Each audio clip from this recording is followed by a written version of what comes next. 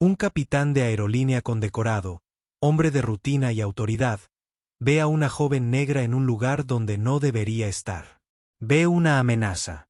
Llama a la policía, seguro de su juicio, envuelto en una vida de privilegios. Pero en una sola llamada telefónica demoledora, su mundo da un vuelco. Creía que estaba denunciando a un intruso. En cambio, acababa de cometer el mayor error de su carrera, dirigido directamente contra la hija del hombre más poderoso de la aviación estadounidense. Esta no es solo la historia de un error. Es la historia de cómo una tranquila tarde de martes en el Aeropuerto Internacional JFK desató una tormenta de consecuencias, demostrando que el karma no solo llama a la puerta. A veces aterriza en la pista con todo el respaldo del gobierno federal. El aire en la Terminal 4 del Aeropuerto Internacional John F. Kennedy vibraba con un caos organizado único. Era una sinfonía de ruedas de equipaje rodando, anuncios multilingües por el sistema de megafonía y el lejano y emocionante rugido de los motores a reacción. Para Maya Johnson, de 16 años, era la música más hermosa del mundo. No estaba sentada en el abarrotado vestíbulo principal, sino en una tranquila y descuidada zona de asiento cerca del final del vestíbulo B. Su cuaderno de bocetos, un compañero desgastado lleno de dibujos de aviones a carboncillo y grafito, estaba abierto sobre su regazo. Sombreaba meticulosamente la distintiva ala curva de un Boeing 787 Dreamliner aparcado en la puerta B-32. Su padre llegaba de una conferencia en Londres. Y aunque podría haberlo esperado en la sala de llegadas, lo había convencido de que le consiguiera un pase de acceso. Le encantaba la energía, el potencial puro que impregnaba el aire, la sensación de estar en el punto de encuentro de 1000 viajes diferentes. Técnicamente, la zona era para pasajeros de primera clase del vuelo 112 de Transamerican Airlines a Londres, pero aún faltaban 2 horas para el embarque. La sala estaba desierta, salvo por un carrito de limpieza cerca de un pasillo de servicio. Fue este pasillo lo que llamó la atención de Maya. La puerta, normalmente cerrada con un teclado numérico, estaba ligeramente entreabierta, probablemente por el personal de limpieza. Al asomarse, vio que conducía a un pasillo corto con un gran ventanal que iba del suelo al techo. Una vista perfecta y despejada de la pista y del Dreamliner que estaba dibujando. Era una infracción de sus propias reglas, pero la tentación era demasiado grande. La artista y aspirante a ingeniera aeroespacial que llevaba dentro tomó el control. Se deslizó por el pasillo, con el corazón latiendo con fuerza, con una mezcla de culpa y emoción. La vista era impresionante. Desde allí, podía ver al personal de tierra moviéndose con una eficiencia experta, el camión cisterna de combustible conectado al ala, el carrito de equipaje zigzagueando como hormigas obreras. Sacó su teléfono, tomó algunas fotos de referencia y volvió a su cuaderno de bocetos, apoyada en el frío cristal, completamente absorta en capturar el ángulo preciso del motor del Rolls-Royce Trent 1000. No oyó los pasos que se acercaban, amortiguados por la gruesa alfombra de la terminal. El capitán Richard Sterling, con 30 años de experiencia en Transamerican Airlines, no tenía un buen día. Un retraso en la salida de Chicago había acortado su conexión. Su copiloto era un jovencito, apenas con edad para alquilar un coche, y el papeleo previo al vuelo se acumulaba. Sterling era de la vieja escuela. Creía en el orden, los procedimientos y las claras líneas de autoridad que mantenían miles de toneladas de metal a salvo en el cielo.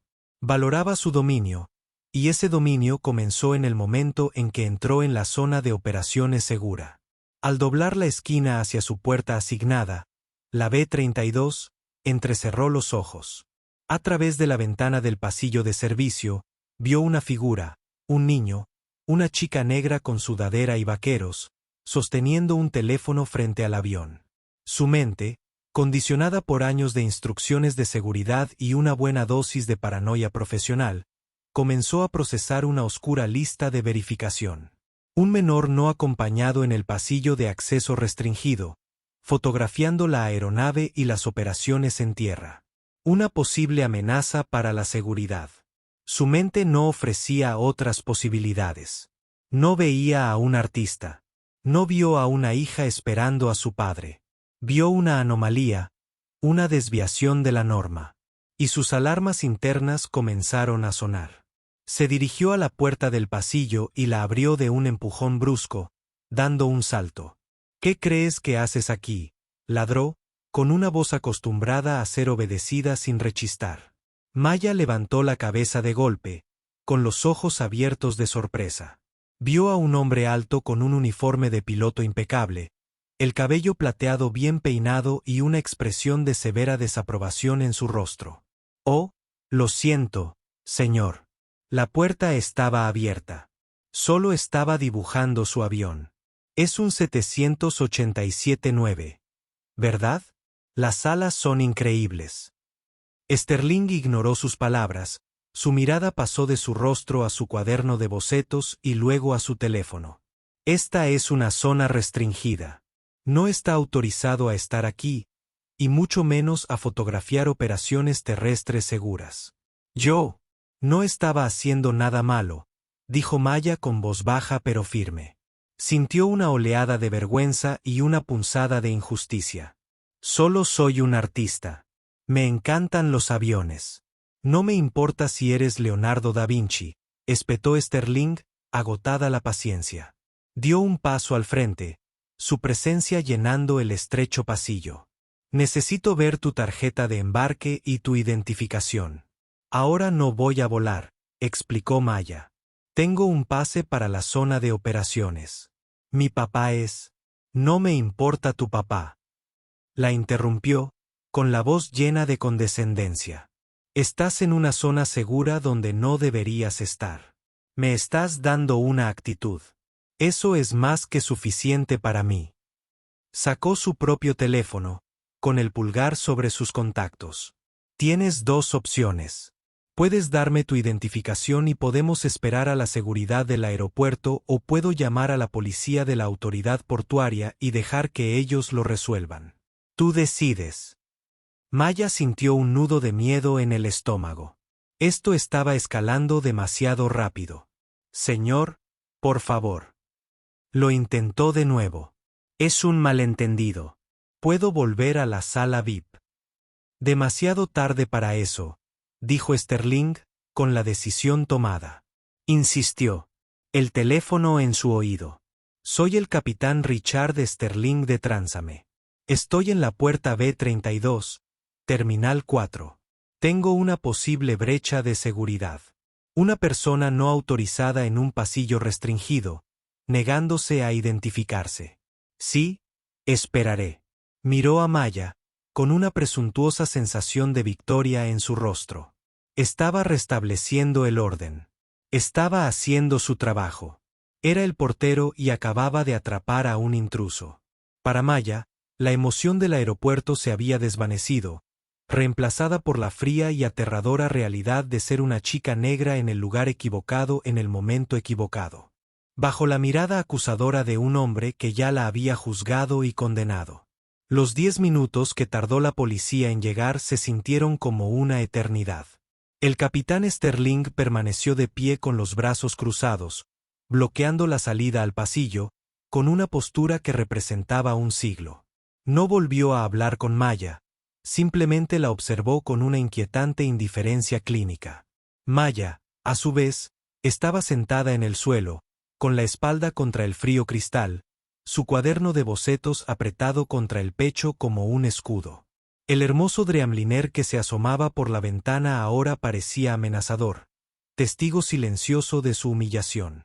Finalmente, aparecieron 2 agentes de policía de la autoridad portuaria. El mayor de los dos, el agente Davis, tenía una expresión de cansancio, como si lo hubiera visto todo. Su compañero más joven, el agente Miller, estaba más alerta, observando la situación con profesionalismo. «Capitán Sterling», preguntó Davis con voz áspera y monótona. «Así es, agente», dijo Sterling, adoptando un tono de autoridad colegial. «Me alegra que esté aquí. Encontré a esta joven en este pasillo restringido. Estaba tomando fotos del avión y se negó a identificarse». Davis fijó la mirada en Maya. Vio a una adolescente con capucha. Su expresión no cambió, pero una leve rigidez se asentó en su mandíbula. Muy bien, señorita.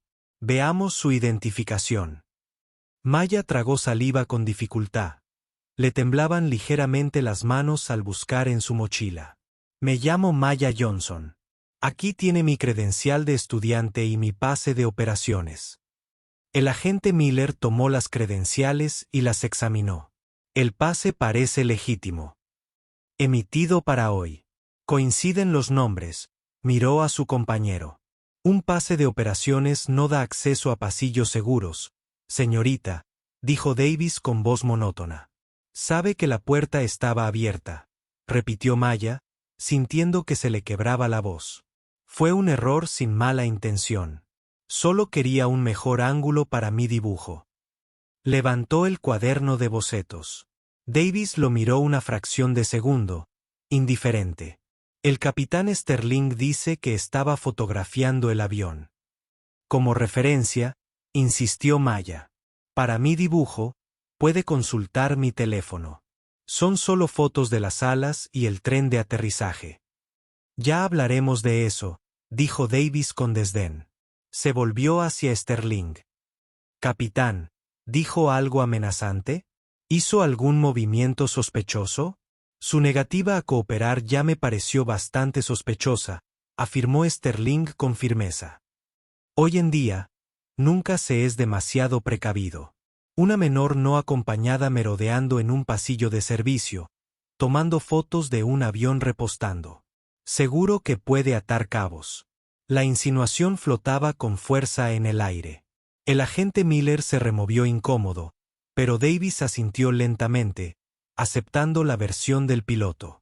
La dinámica de poder en la sala era evidente. Era la palabra de un capitán veterano contra una adolescente. No estaba merodeando, dijo Maya, con una chispa de desafío que atravesó su miedo. Y no me negué a cooperar. Me pidió mi identificación y llamó inmediatamente a la policía antes de que pudiera sacarla del bolso. ¿Estás llamando mentiroso al capitán?, preguntó Davis, con la voz cada vez más cortante. Te voy a contar lo que pasó, dijo Maya, levantando la barbilla. El interrogatorio continuó, circular y frustrante. Cada explicación que ofrecía se distorsionaba hasta convertirla en algo siniestro. Su amor por la aviación era una tapadera. Su cuaderno de bocetos, un atrezo. Su presencia, una brecha calculada. Era surrealista, como una pesadilla donde la lógica no tenía cabida. Sintió que la arrinconaban, que su identidad era borrada y reemplazada por la caricatura sospechosa que querían ver. Finalmente, sintiendo que las paredes se cerraban sobre ella, recordó la regla de oro de su padre: si alguna vez tienes problemas y los adultos no te escuchan, llámame. No discutas, solo llama. ¿Puedo? ¿Puedo llamar a mi papá, por favor?, preguntó con voz tranquila pero firme. Davis suspiró, molesto. ¿Qué va a hacer tu papá? Él es quien me consiguió el pase. Me está esperando. Él puede aclarar todo esto. Sterling se burló audiblemente. Claro. Seguro que él responderá por tu honesto error.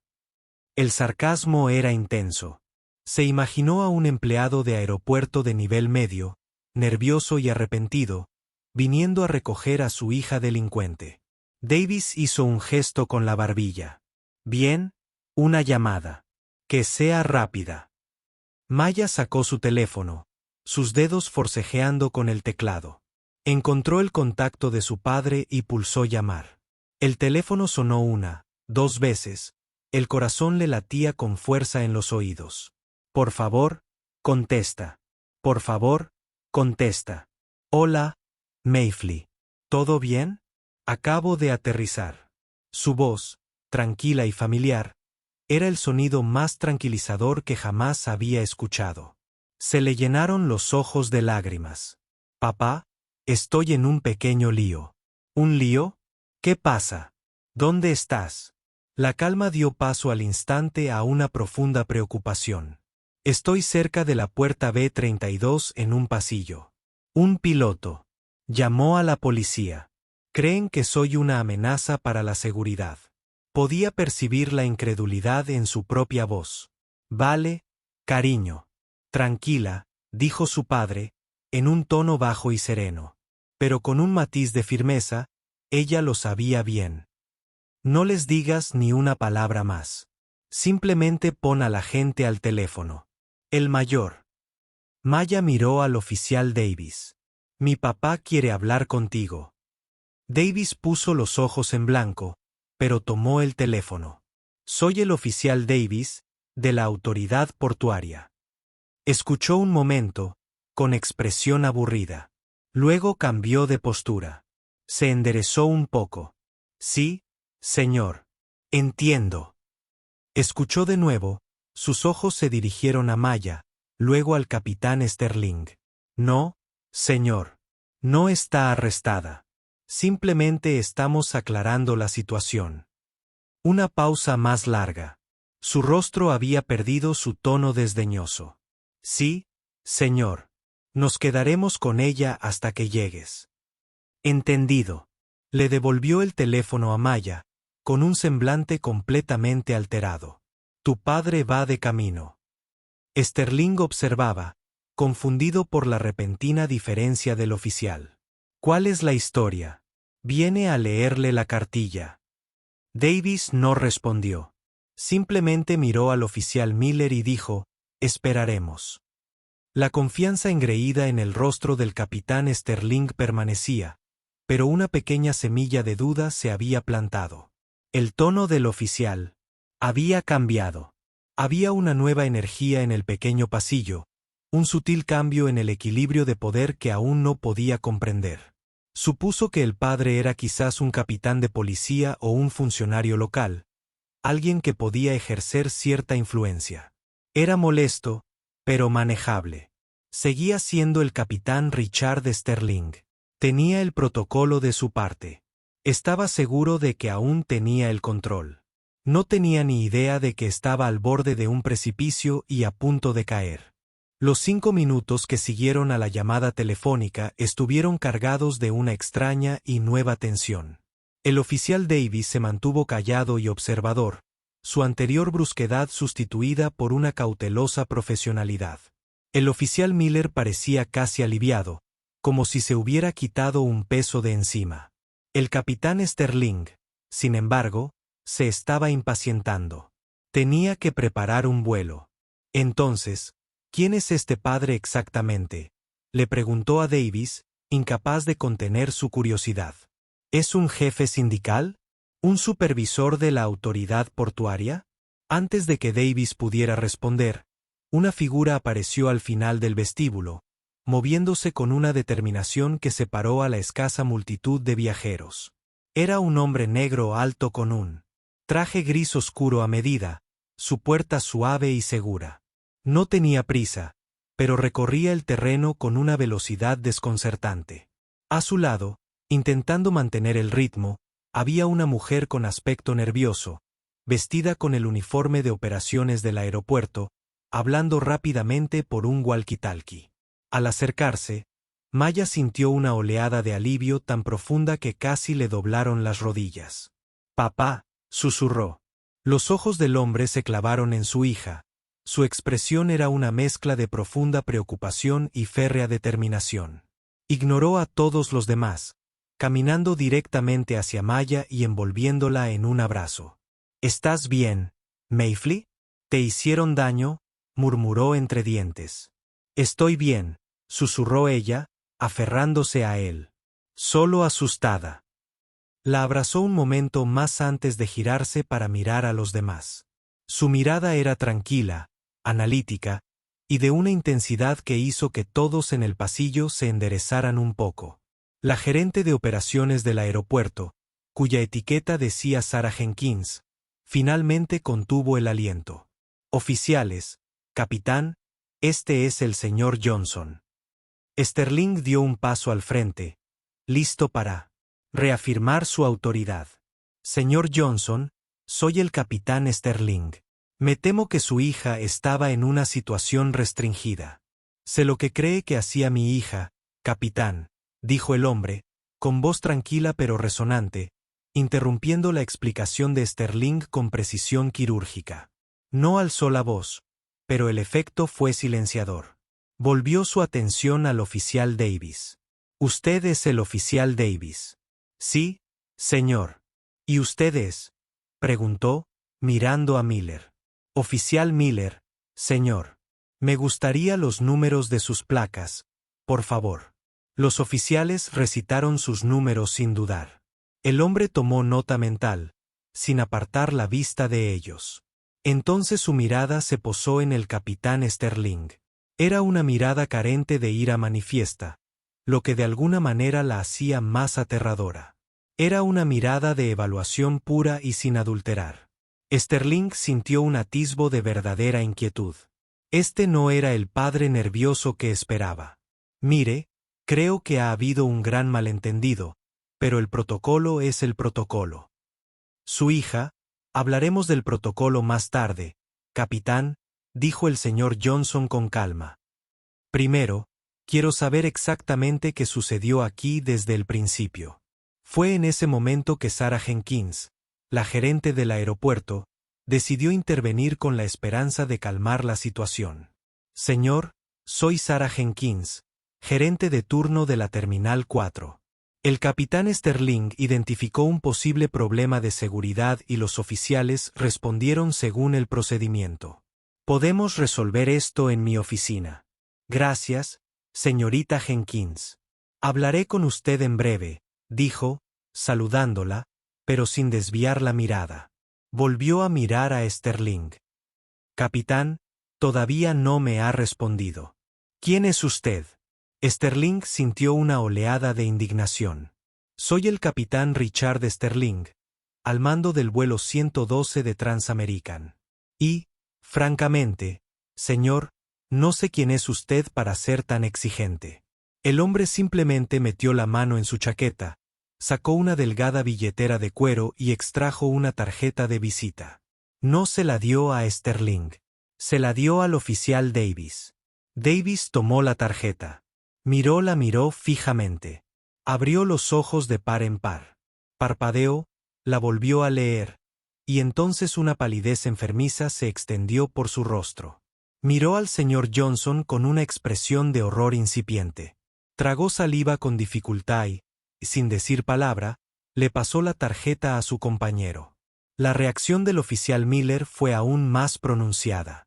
Miró la tarjeta, luego al señor Johnson, y luego volvió a mirarla. Como si no pudiera conciliar ambas cosas. Miró a Maya, luego al presumido piloto, y todo el peso catastrófico de la situación pareció caer sobre él. Sterling, ahora completamente irritado y confundido, finalmente espetó: ¿qué demonios hay en esa tarjeta? El oficial Davis pareció encontrar la voz, aunque tensa. Capitán, soy Marcus Johnson. El nombre no le decía nada a Sterling. ¿Y se supone que Marcus Johnson significa algo para mí? Marcus Johnson finalmente habló por sí mismo, con la voz aún serena, peligrosamente tranquila. Quizás mi título sea más esclarecedor, capitán. Hizo una pausa, dejando que el silencio se extendiera, dejando que el peso del momento creciera. Soy Marcus Johnson, administrador de la Administración Federal de Aviación. El silencio que siguió fue absoluto.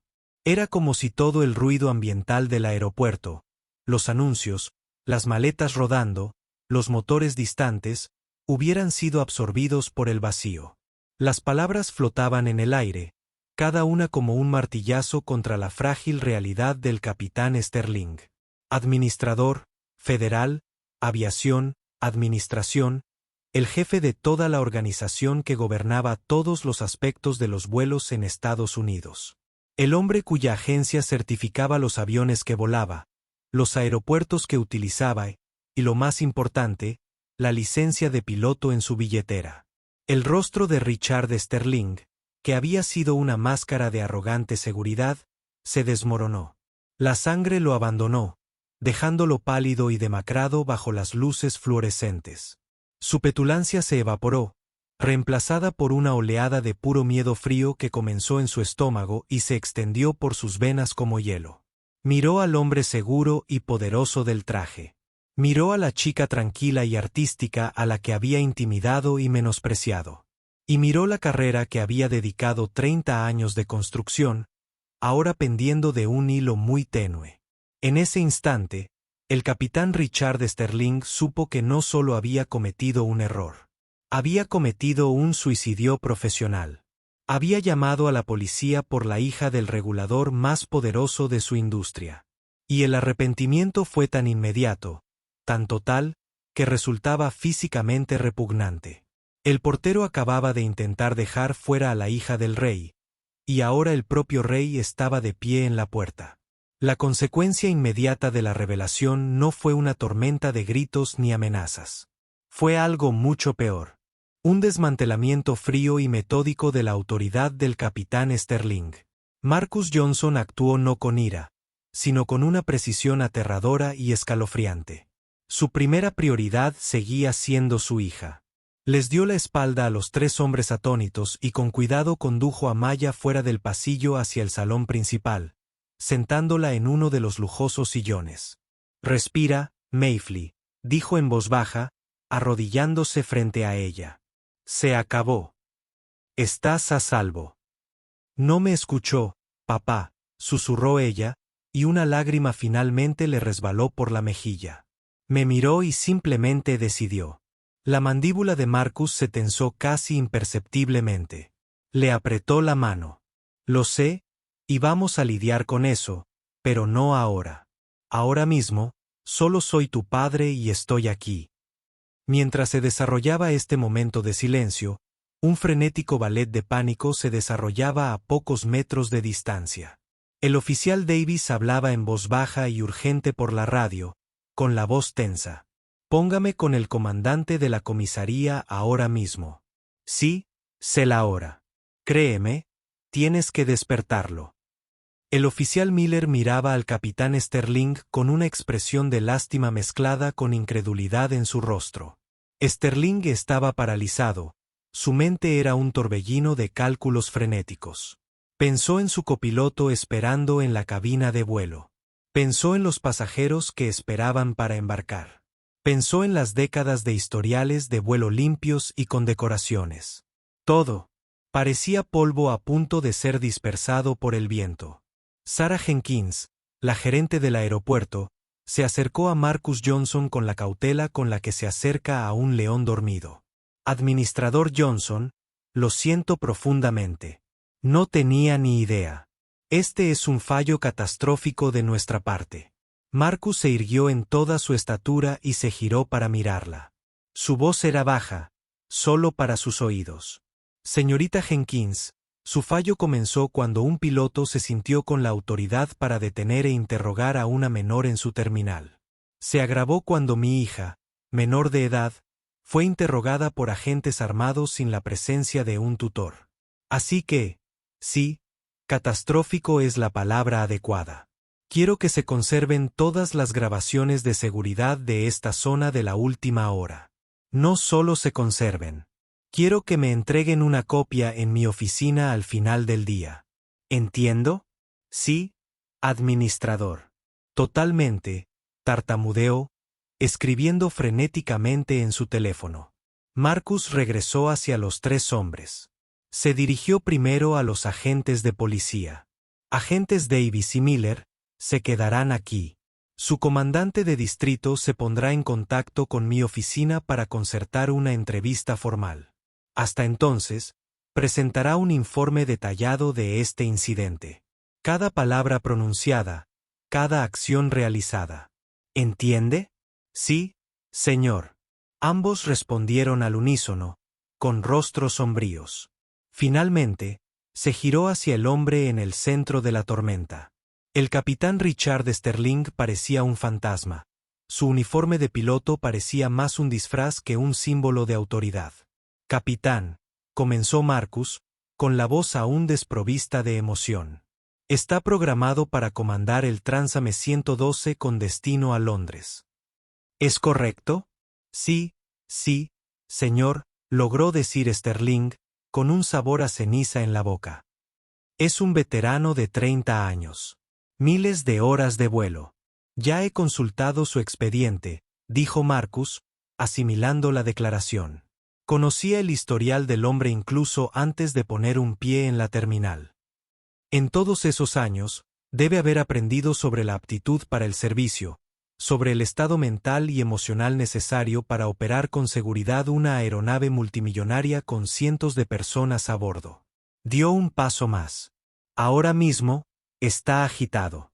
Está comprometido. Su juicio ha sido seriamente cuestionado. Por lo tanto, no está en condiciones de volar. Hoy no estará al mando del vuelo 112. No estará al mando de ningún vuelo. Las palabras impactaron a Sterling más que cualquier golpe físico. Señor, no puedo, dijo Marcus, expresando todo el peso de su título tras esas dos simples palabras. Le informo, como director de la FAA, que ordeno una revisión de emergencia de su aptitud para el servicio con efecto inmediato. Considérese, en tierra, a la espera de una investigación completa. Entregue sus credenciales a la señorita Jenkins. Fue un despojo público de su rango, de su identidad. Delante de los policías que le habían cedido, del gerente del aeropuerto, de la chica a la que había aterrorizado, su mundo se desmoronaba. Con manos temblorosas, Richard Sterling metió la mano en su chaqueta, sacó su identificación de la aerolínea y su certificado de piloto de la FAA y se los entregó al gerente de turno. Las tarjetas de plástico pesaban de forma insoportable. Señorita Jenkins, continuó Marcus, por favor, informe a Operaciones Transamericanas que el vuelo 112 requiere un nuevo capitán, incapacitación del piloto en el lugar. Mi oficina le proporcionará los detalles. Volvió a mirar la figura de un hombre frente a él. La investigación será exhaustiva, capitán Sterling. Investigaremos este incidente y revisaremos todo su historial. Si encontramos un patrón, tenga la seguridad de que se abordará. Dicho esto, le dio la espalda. Regresó con Maya, la tomó de la mano y simplemente dijo, «Vámonos a casa, Mayfly». Mientras se alejaban, dejando tras de sí una estela de personal del aeropuerto atónito y aterrorizado. Maya miró a su padre. Su rostro aún reflejaba una expresión de calma y control, pero podía sentir la tensión en su mano, el agarre protector que le decía todo lo que necesitaba saber. La tormenta no había pasado. Apenas comenzaba. Y no era una tormenta de ira. Era una tormenta de procedimientos, de regulaciones, del peso aplastante del sistema que recaía sobre un hombre que había confundido el amor de una joven por la aviación con una amenaza, y al hacerlo, había amenazado todo lo que apreciaba. Los sucesos en la puerta B-32 no se desvanecieron sin más. Pusieron en marcha una vasta y compleja maquinaria que, una vez en marcha, era casi imposible de detener. Marcus Johnson era un hombre que respetaba el sistema que supervisaba. No usaría su poder para vengarse, pero sí lo usaría para garantizar que el sistema se investigara a sí mismo, eliminara sus defectos y exigiera responsabilidades. El lunes siguiente al incidente, se inició una investigación oficial. El caso fue asignado a Isabella Rossi, investigadora senior de la Oficina de Seguridad y Protección de Materiales Peligrosos de la FAA. Rossi era una leyenda dentro de la agencia. Era una exinvestigadora de la NTSB aguda y sensata, con reputación de ser extremadamente precisa e inmune a la presión externa. Era conocida por seguir la evidencia a donde quiera que la llevara. Su investigación tuvo múltiples facetas. Primero, el incidente en sí. Entrevistó a Maya. No como hija del administrador, sino como testigo principal. Lo hizo en presencia de un psicólogo infantil para garantizar que el interrogatorio no fuera inductivo ni traumático. Maya, articulada e inteligente, relató los hechos con perfecta claridad, y su cuaderno de bocetos y las fotos de su teléfono sirvieron como prueba corroborativa.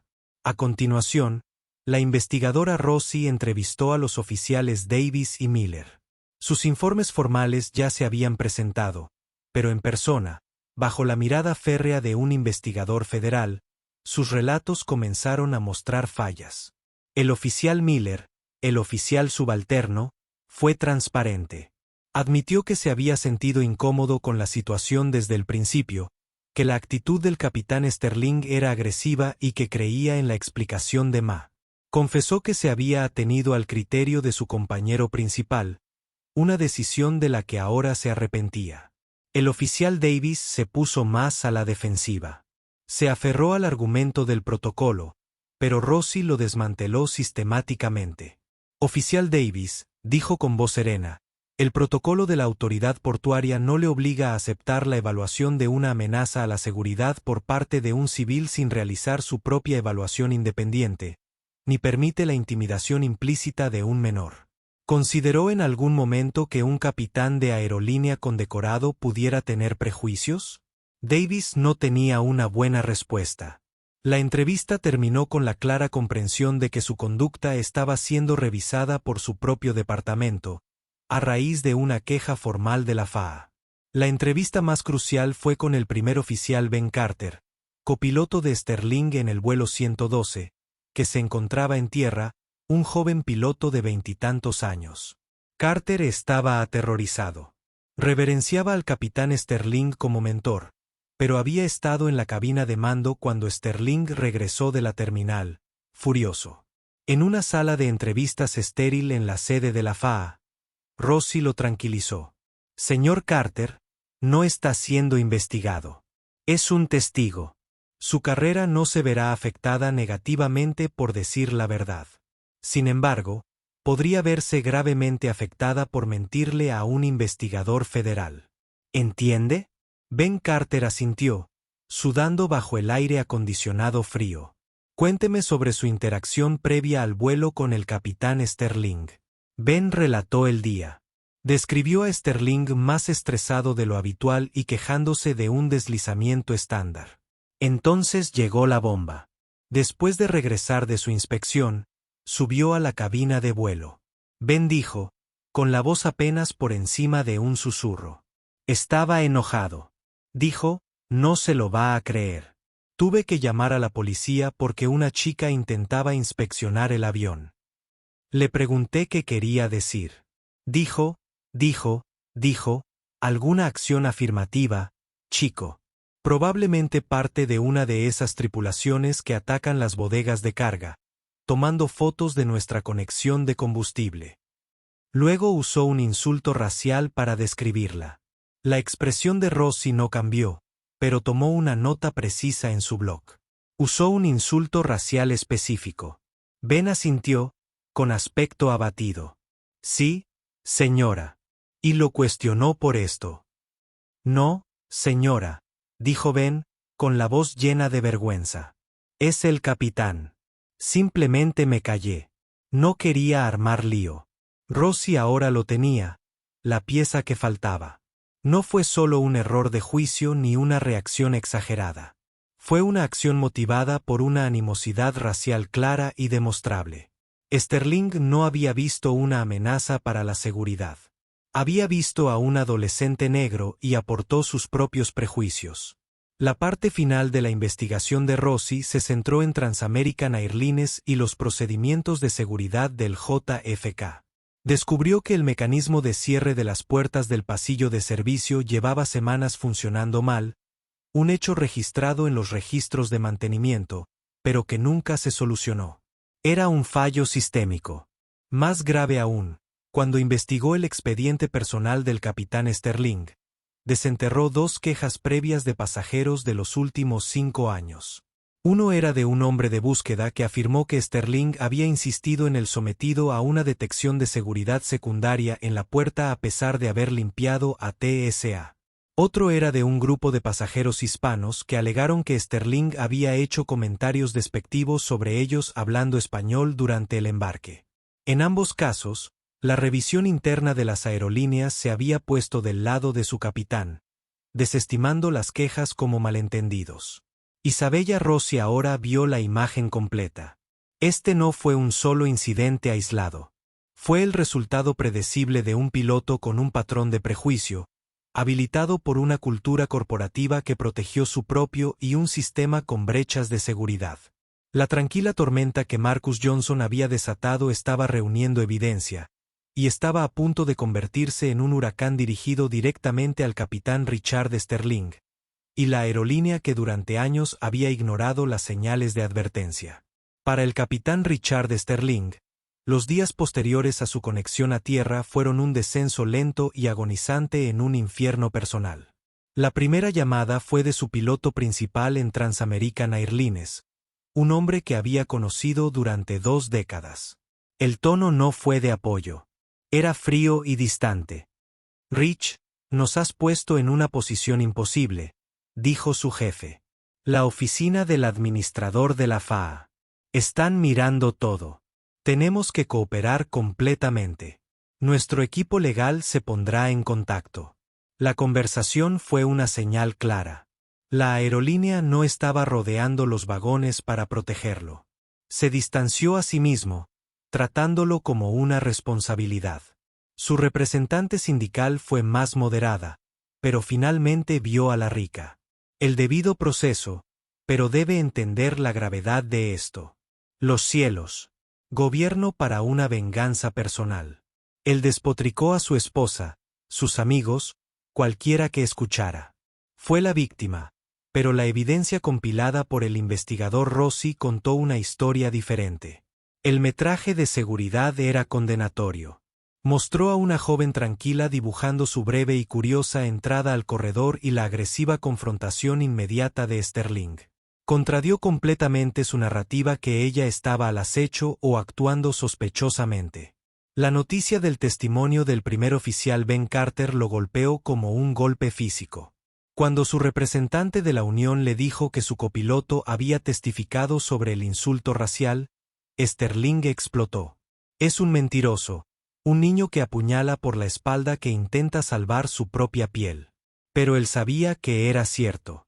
Lo había dicho. Fue un momento de prejuicio feo casual hablado en la privacidad percibida de la cabina. Nunca imaginar que se repetiría en la oficina de un investigador federal. Los medios de comunicación, inicialmente silenciosos, comenzaron a retomarse la historia.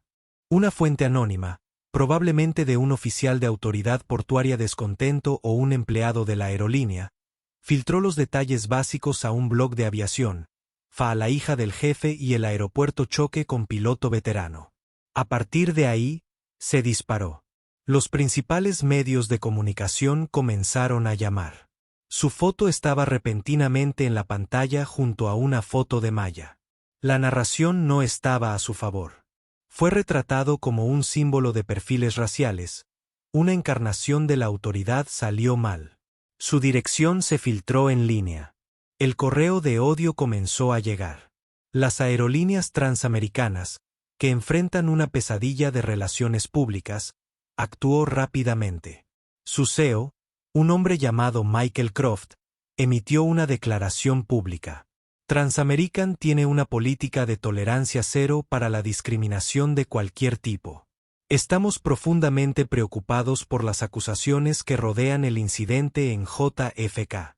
El capitán Sterling ha sido suspendido sin paga, y estamos llevando a cabo nuestra propia investigación interna rigurosa.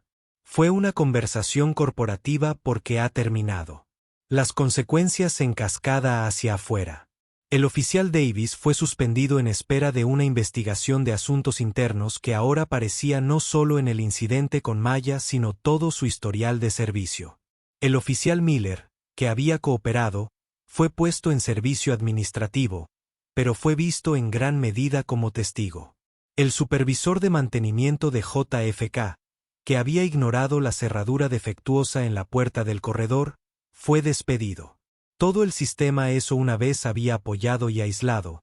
Richard Sterling ahora estaba volviendo contra él. Cada institución, su empleador, su sindicato, la autoridad del aeropuerto, incluso los medios de comunicación se estaban moviendo para protegerse. Estaba solo, aislado por las consecuencias de una sola decisión prejuiciosa. El duro karma no se trataba solo de perder su trabajo. Se trataba de la completa y total desentrañal de su vida y reputación profesional. Una lenta demolición pública del hombre que pensó que era. Ya no era Capitán Sterling, el respetado veterano. Era un paria. 3 meses después del incidente en la puerta B-32, tuvo lugar la audiencia final. No fue un juicio público, sino un procedimiento administrativo formal celebrado en una sala de conferencias estéril en la sede de la región oriental de la FAA. Las apuestas para Richard Sterling fueron las mismas que cualquier juicio penal. La vida que había conocido colgaba en el equilibrio. En la cabeza de la mesa larga se sentó un panel de 3. Un asesor legal de la FAA Senior, un capitán de la aerolínea retirada con un registro impecable e Isabella Rossi, quien presentó los hallazgos de su investigación. Marcus Johnson no estuvo presente. Se había recusado de cualquier parte del proceso de juicio para evitar cualquier conflicto de intereses. Su presencia era innecesaria. El informe meticulosamente compilado de Rossi fue su proxy. Richard Sterling se sentó a un lado de la mesa con su abogado sindical. Parecía demacrado, una sombra del hombre seguro que había enfrentado a Maya. Al frente de ellos, un equipo de abogados de las aerolíneas transamericanas allí para observar y proteger los intereses de la compañía. Rossi comenzó, su voz tranquila y metódica. Ella presentó la línea de tiempo de los eventos respaldados por imágenes de seguridad proyectadas en una pantalla grande. Mostró el pase de Maya a Ircide, su cuaderno de bocetos, las fotos del Dreamliner en su teléfono. La evidencia muestra claramente que la señorita Johnson no representaba una amenaza. Rossi declaró que su interés en el avión era, por todas las medidas razonables, genuinas y benignas. Luego se mudó a la conducta de Sterling. El enfoque inicial del capitán Sterling fue agresivo y acusatorio. Su informe y sus declaraciones iniciales a la policía de la autoridad portuaria contenían importantes imprecisiones de hechos. Afirmó que la señorita Johnson se estaba negando a cooperar cuando el video muestra que llamó a la policía menos de 60 segundos después de iniciar contacto, darle un tiempo razonable para cumplir. Luego presentó la evidencia histórica, las 2 quejas anteriores de comportamiento discriminatorio. Lo que esto muestra, explicó Rossi, no es un solo lapso en el juicio, sino un patrón potencial de comportamiento donde el capitán Sterling permite que el sesgo personal influya en su conducta profesional, particularmente al interactuar con las minorías. El golpe devastador final fue el testimonio del primer oficial Ben Carter. Se proporcionó una transcripción de su entrevista al panel. Rossi leyó la parte más condenatoria en voz alta. Él dijo, alguna acción afirmativa, niño. Probablemente parte de uno de esos equipos que golpea las bahías de carga. Luego usó un insulto racial. El abogado de Sterling se opuso débilmente, llamándolo rumores de un compañero de trabajo descontento, pero el panel no se conmueve. Ben Carter también se había presentado a una prueba de detector, que había aprobado. Scapeat. Era un hombre incapaz de ver sus propios prejuicios. El veredicto. Según la extensa evidencia presentada, este panel encuentra que el capitán Richard Sterling mostró un juicio imprudente, se dedicó a un comportamiento discriminatorio e hizo declaraciones falsas en un informe de incidentes de seguridad. Sus acciones no solo fueron una violación de la política de las aerolíneas transamericanas, sino también de los estándares y temperamento profesionales requeridos de un titular del certificado de piloto de transporte aéreo. Su conducta demuestra un peligro claro y presente a los principios de seguridad de la aviación que se basan en un juicio y profesionalismo imparciales.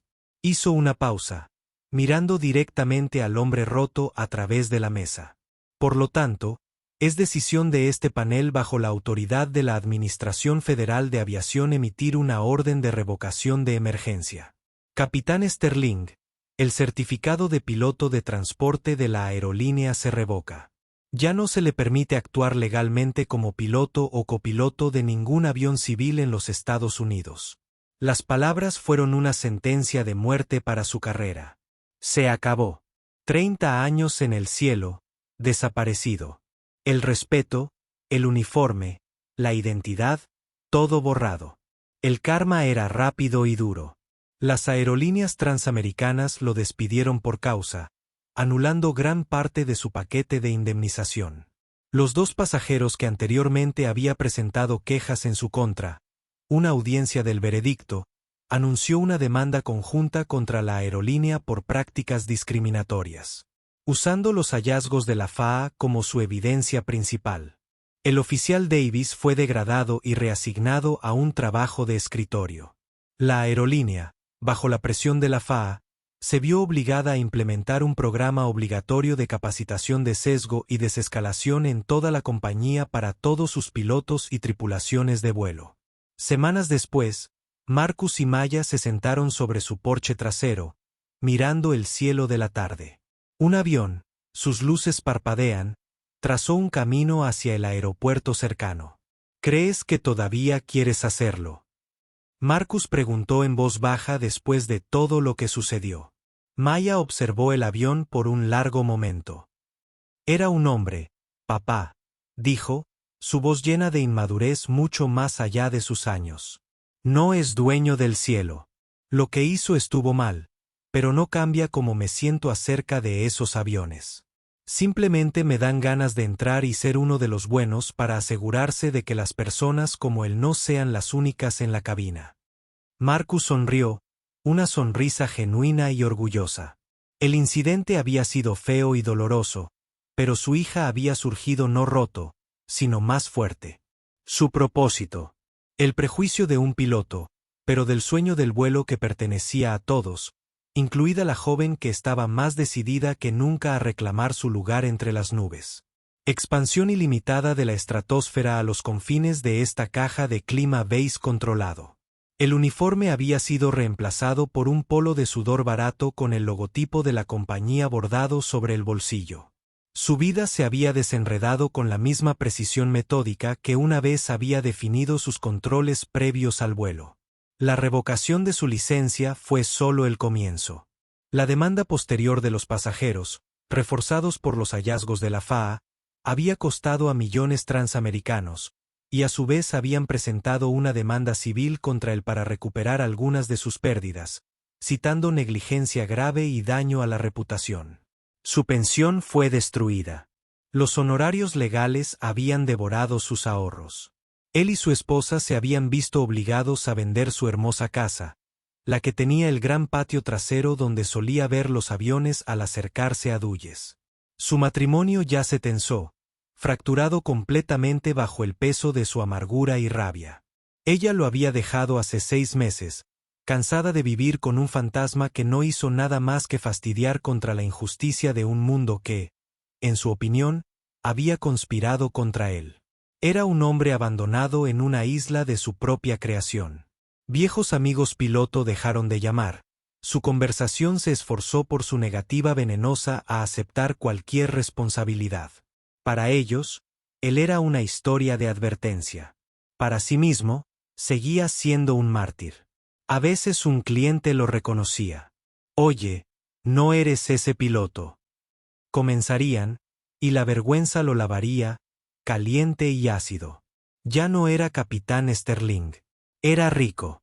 El tipo que te entregó una llave y te recordó que no almacenara materiales inflamables. Miraría hacia el cielo, vería el destello de un avión a 30.000 pies, y una mezcla tóxica familiar de anhelo y furia se agitaría en sus entrañas. Había sido un rey en ese cielo.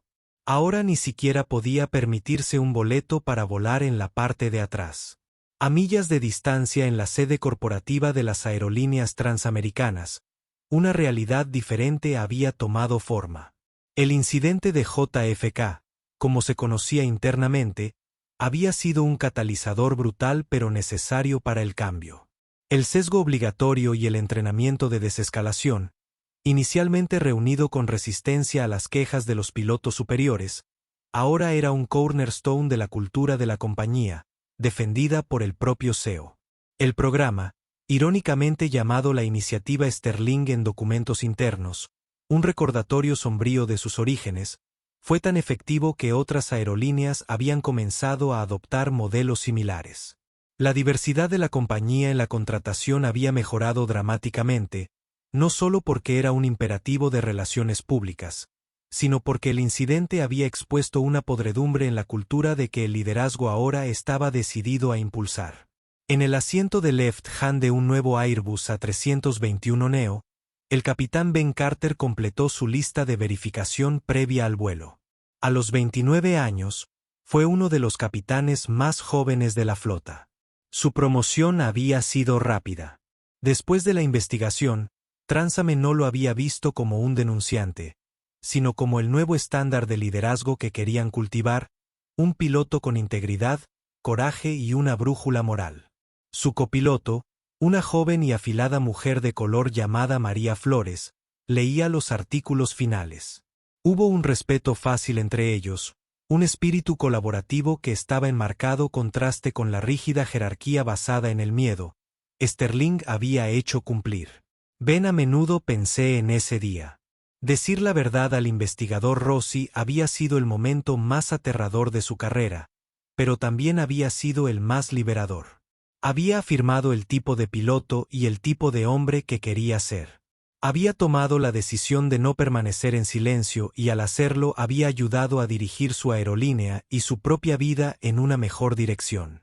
Cuando empujó los aceleradores hacia adelante y el Airbus aceleró por la pista, sintió no solo el poder de los motores, sino la tranquila satisfacción de una conciencia clara. Para Maya Johnson, el año pasado había sido uno de intenso enfoque y curación. El incidente había dejado una cicatriz, una sensibilidad persistente a ser observado, a ser juzgado. Pero en lugar de dejar que la defina, ella había transformado el trauma en combustible. Se había arrojado a sus estudios con una renovada ferocidad, graduándose en la parte superior de su clase. Ella también había comenzado a volar lecciones. Ahora, en un sábado por la mañana, estaba parada en la pista de un pequeño campo de aviación local. Ya no era la chica asustada en el corredor terminal. A los 17 años, ella se llevó con una confianza tranquila que se ganó e innata. Estaba haciendo su propio balcón previo al vuelo en un Cessna 172. Sus movimientos practicaban y seguro. Su instructor de vuelo, un piloto retirado de la Fuerza Aérea llamada Coronel Evans, observó desde la puerta del hangar, una taza de café en la mano. Marcus Johnson se paró a su lado, con las manos metidas en los bolsillos, su mirada fija en su hija. El traje del administrador de la FAA se había ido, reemplazado por jeans y una simple camisa de polo. Hoy, no era un regulador o un funcionario público. Era solo un papá. Su corazón es un tambor nervioso y alegre en su pecho. Vio a Maya revisar los alerones, pasar su mano por el fuselaje e inspeccionar la hélice. Ella era tan meticulosa como cualquier piloto que haya visto. Ella está lista, Marcus, dijo Evan, tomando un sorbo de su café. Ella es natural. El mejor estudiante que he tenido en años. Ella no solo vuela el avión. Ella lo entiende. Marcus asintió, incapaz de hablar por un momento. Él pensó en ese día en JFK, del terror en su voz, de la injusticia que casi había aplastado su espíritu.